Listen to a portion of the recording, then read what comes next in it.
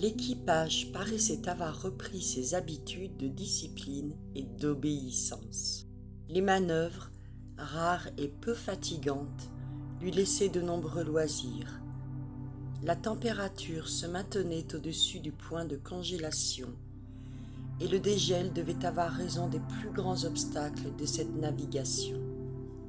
Duke, familier et sociable, avait noué des relations d'une amitié sincère avec le docteur Clawbonny. Ils étaient au mieux. Mais comme en amitié, il y a toujours un ami sacrifié à l'autre, il faut avouer que le docteur n'était pas l'autre. Duke faisait de lui tout ce qu'il voulait. Le docteur obéissait comme un chien à son maître. Duke, d'ailleurs, se montrait aimable envers la plupart des matelots et des officiers du bord. Seulement, par instinct sans doute, il fuyait la société de Chandon. Il avait aussi conservé une dent, et quelle dent, contre Penn et Warren. Sa haine pour eux se traduisait en grognements mal contenus à leur approche. Ceux-ci, d'ailleurs, n'osaient plus s'attaquer aux chiens du capitaine, à son génie familier, comme le disait Clifton. En fin de compte, l'équipage avait repris confiance et se tenait bien. Il semble, dit un jour James Wall à Richard Chandon, que nos hommes aient pris au sérieux les discours du capitaine. Ils ont l'air de ne plus douter du succès. Ils ont tort, répondit Chandon. S'ils réfléchissaient, s'ils examinaient la situation, ils comprendraient que nous marchons d'imprudence en imprudence. Cependant, reprit Wall, nous voici dans une mer plus libre. Nous revenons vers des routes déjà reconnues. N'exagérez-vous pas, Chandon ? Je n'exagère rien, Wall. La haine, la jalousie, si vous le voulez, que m'inspire Hatteras, ne m'aveugle pas. Répondez-moi, avez-vous visité les soutes au charbon ? Non, répondit Wall. Eh bien, descendez-y, et vous verrez avec quelle rapidité nos approvisionnements diminuent.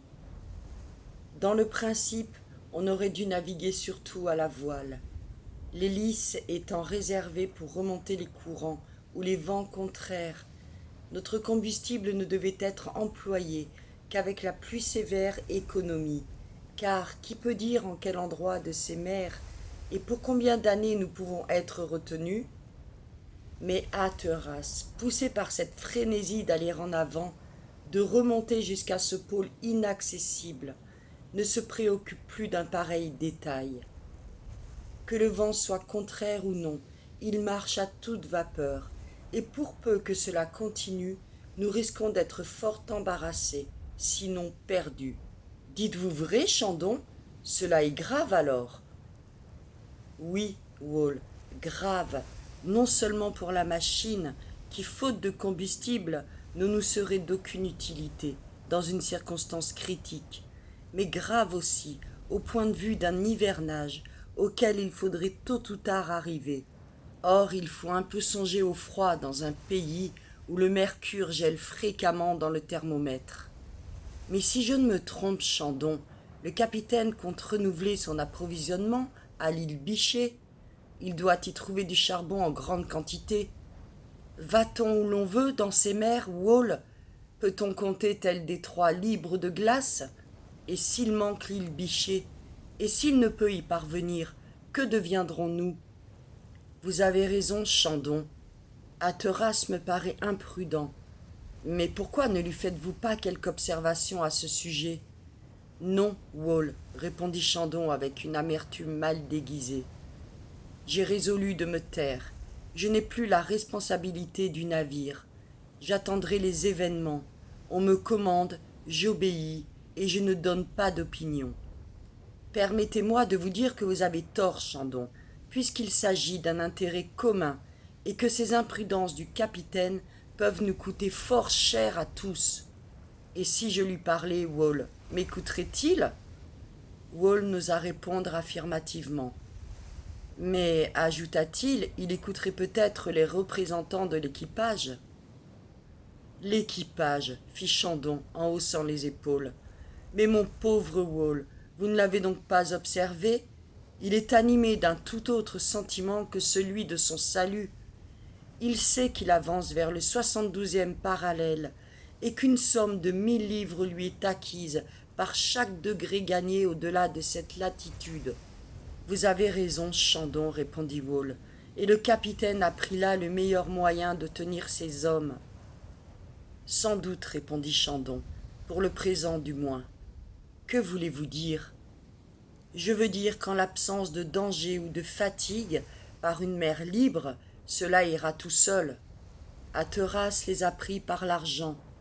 Mais ce que l'on fait pour l'argent, on le fait mal. Viennent donc les circonstances difficiles, les dangers, la misère, la maladie, le découragement, le froid, au-devant duquel nous nous précipitons en insensés.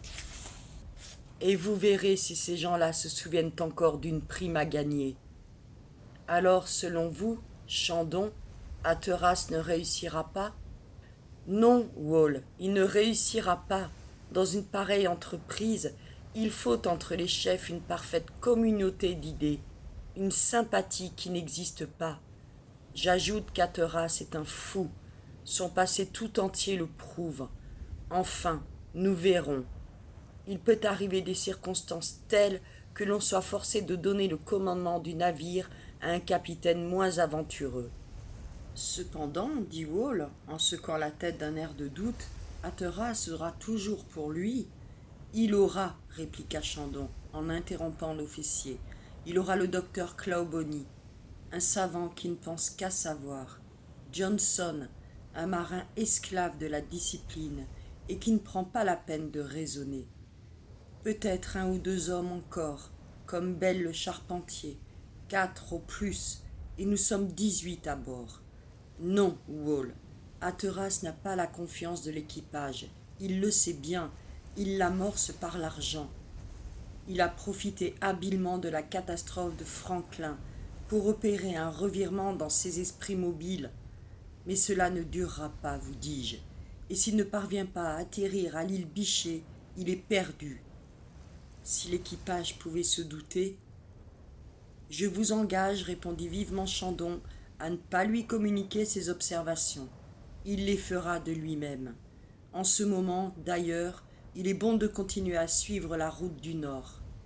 Mais qui sait si ce qu'Hatteras croit être une marche vers le pôle n'est pas un retour sur ses pas. Au bout du canal McClintock et la baie Melville, et là débouche cette suite de détroits qui ramène à la baie de Baffin. Qu'Hatteras y prenne garde. Le chemin de l'Est est plus facile que celui du Nord. On voit par ces paroles quelles étaient les dispositions de Chandon et combien le capitaine avait droit de pressentir un traître en lui. Chandon raisonnait juste, d'ailleurs, quand il attribuait la satisfaction actuelle de l'équipage à cette perspective de dépasser bientôt le 72e parallèle. Cet appétit d'argent s'empara des moins audacieux du bord. Clifton avait le compte de chacun avec une grande exactitude. En retranchant le capitaine et le docteur qui ne pouvaient être admis à partager la prime, il restait 16 hommes sur le forward. La prime était de 1000 livres. Cela donnait une prime de 62 livres et demi par tête et par degré.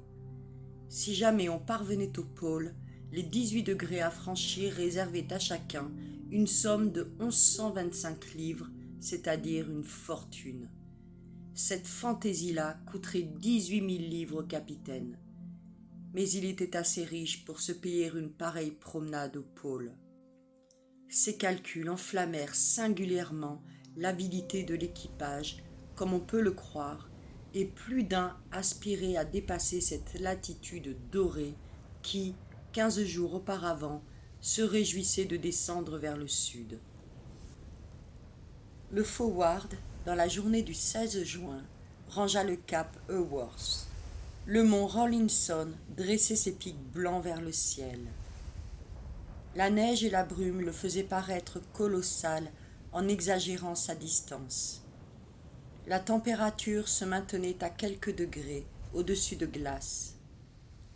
Des cascades et des cataractes improvisées se développer sur les flancs de la montagne. Les avalanches se précipitaient avec une détonation semblable aux décharges continues de la grosse artillerie. Les glaciers, étalés en longues nappes blanches, projetaient une immense réverbération dans l'espace. La nature boréale, aux prises avec le dégel, offrait aux yeux un splendide spectacle. Le brick rasait la côte de fort près. On apercevait, sur quelques rocs abrités, de rares bruyères, dont les fleurs roses sortaient timidement entre les neiges, des lichens maigres, d'une couleur rougeâtre, et les pousses d'une espèce de saule nain qui rampait sur le sol. Enfin, le 19 juin, par ce fameux 72e degré de latitude, on doubla la pointe Minto, qui forme l'une des extrémités de la baie Omané. Le brick entra dans la baie Melville, surnommée la mer d'argent par Bolton. Ce joyeux marin se livra sur ce sujet à 1000 facéties dont le bon Clawbonny rit de grand cœur. La navigation du Forward, malgré une forte brise du nord-est, fut assez facile pour que, le 23 juin, il dépassât le 74e degré de latitude. Il se trouvait au milieu du bassin de Melville, l'une des mers les plus considérables de ces régions. Cette mer fut traversée pour la première fois par le capitaine Parry dans sa grande expédition de 1819, et ce fut là que son équipage gagna la prime de 5000 livres promise par acte de gouvernement. Clifton se contenta de remarquer qu'il y avait 2 degrés du 72e au 74e. Cela faisait déjà 125 livres à son crédit, mais on lui fit observer que la fortune dans ces parages était peu de chose, qu'on ne pouvait se dire riche qu'à la condition de boire sa richesse.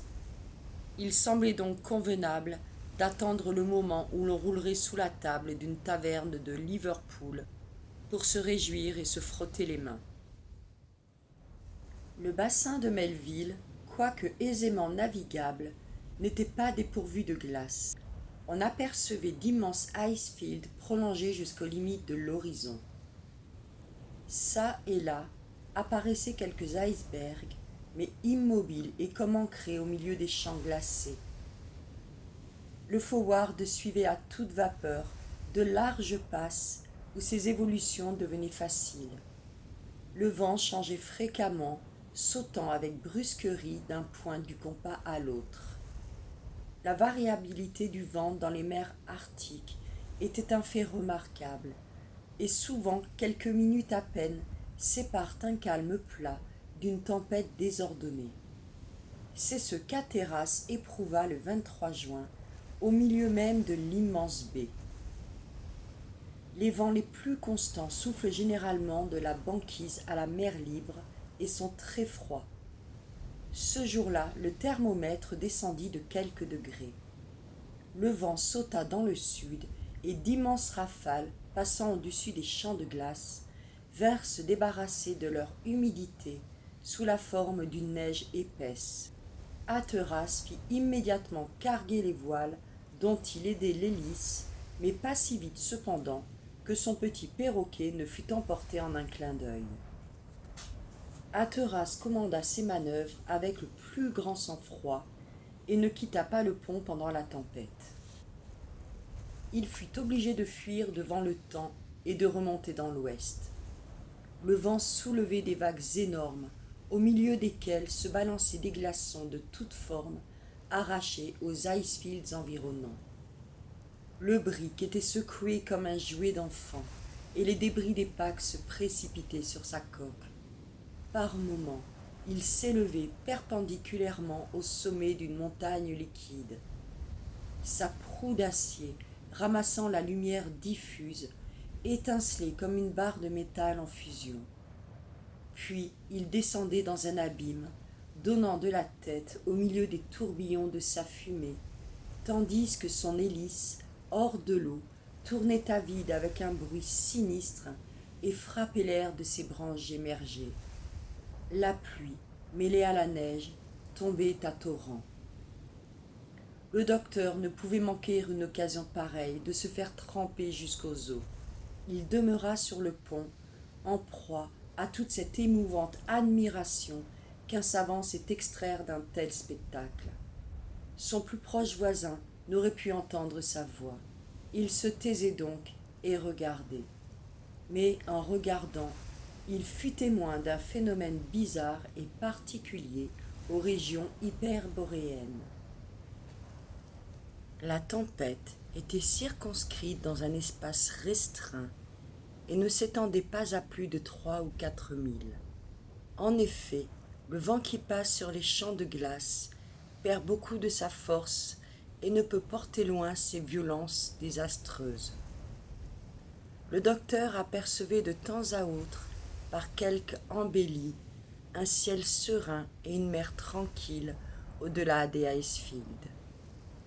Il suffisait donc au Forward de se diriger à travers les passes pour retrouver une navigation paisible. Seulement, il courait le risque d'être jeté sur ces bancs mobiles qui obéissaient au mouvement de la houle. Cependant, Hatteras parvint, au bout de quelques heures, à conduire son navire en mer calme, tandis que la violence de l'ouragan, faisant rage à l'horizon, venait expirer à quelques encablures du Forward. Le bassin de Melville ne présentait plus alors le même aspect. Sous l'influence des vagues et des vents, un grand nombre de montagnes, détachées des côtes, dérivaient vers le nord, se croisant et se heurtant dans toutes les directions. On pouvait en compter plusieurs centaines. Mais la baie est fort large et le brick les évita facilement. Le spectacle était magnifique de ces masses flottantes qui, douées de vitesses inégales, semblaient lutter entre elles sur ce vaste champ de course. Le docteur en était à l'enthousiasme quand Simpson, le harponneur, s'approcha et lui fit remarquer les teintes changeantes de la mer. Ces teintes variaient du bleu intense jusqu'au vert olive. De longues bandes s'allongeaient du nord au sud, avec des arêtes si vivement tranchées que l'on pouvait suivre jusqu'à perte de vue leur ligne de démarcation. Parfois aussi, les nappes transparentes prolongeaient d'autres nappes entièrement opaques. « Eh bien, monsieur Clawbonny, que pensez-vous de cette particularité » dit Simpson. « Je pense, mon ami, répondit le docteur, ce que pensait le baleinier Scoresby sur la nature de ces eaux diversement colorées. C'est que les eaux bleues sont dépourvues de ces milliards d'animalcules et de méduses dont sont chargées les eaux vertes. Il a fait diverses expériences à ce sujet, et je l'en crois volontiers. Oh, monsieur, il y a un autre enseignement à tirer de la coloration de la mer. Vraiment ? Oui, monsieur Clawbonny. Et foi de harponneur, si le Forward était seulement un baleinier, je crois que nous aurions beau jeu. Cependant, répondit le docteur, je n'aperçois pas la moindre baleine. Nous ne tarderons pas à en voir. Je vous le promets.